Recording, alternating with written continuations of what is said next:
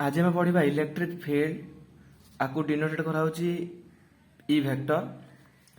आम fast definition को पढ़ना ताप जाकर बुझा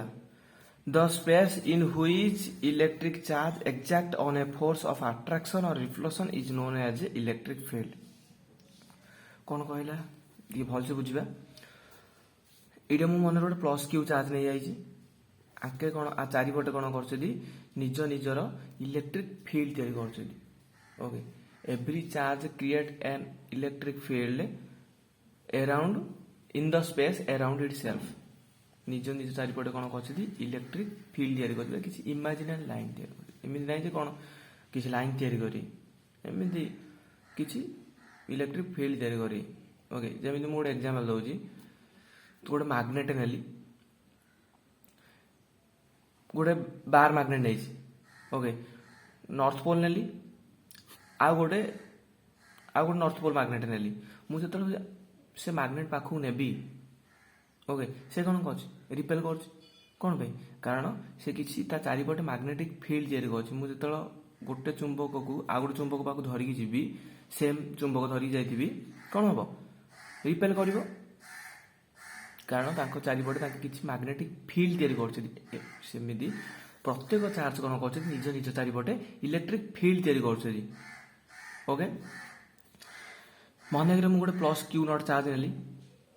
यहाँ कौन टेस्ट चार्ज ये ऑलवेज पॉजिटिव आ वेरी वेरी स्मॉल चार्ज निज निज एते छोट जे निज चारिपटे इलेक्ट्रिक फील्ड तैयारी कर पारे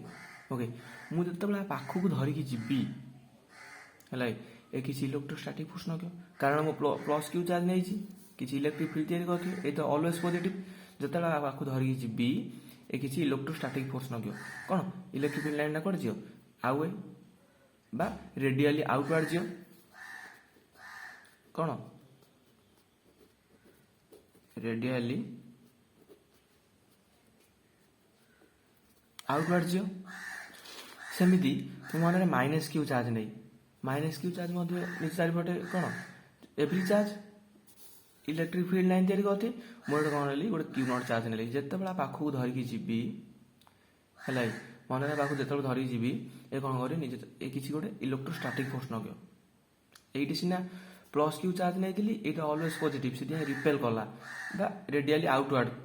ओके ये कौन पॉजिटिव ये नेगेटिव चार्ज नहीं ये कौन ऑलवेज पॉजिटिव जिते पाखक धरिकी जीवी ये किसी इलेक्ट्रोस्टैटिक फोर्स कौन अट्रैक्शन कर बा रेडियली इनवर्ड है ये कौन कर इलेक्ट्रिक फील्ड कौन जी रेडियली इनवर्ड बा टुवर्ड्स है टुवर्ड्स द चार्ज ओके आ कौन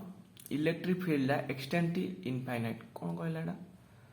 बेले इलेक्ट्रिक फील्ड लाइन इनफाइनाइट पन जीव बट जिते मुझे डिस्टेंस टाक बढ़े बढ़े डिस्टेंस टाक जो बढ़ेबी आमर कौन कर इलेक्ट्रिक फील्ड डिक्रीज कर देख ए गोटे गोटे एग्जांपल दूसरी देख गोटे मैग्नेट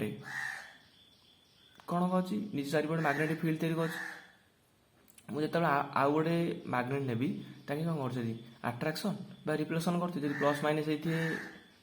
अट्रैक्शन कर माइनस माइनस होती बेले बा प्लस प्लस होती बेले रिपेल कर ओके मु मन डिस्टेंस टाक कौन कर बढ़ेदेले कौन हम आ अट्रैक्शन और रिफ्लेक्शन कौन हम डिक्रीज कर कमिजी जो रिलेशनशिप थी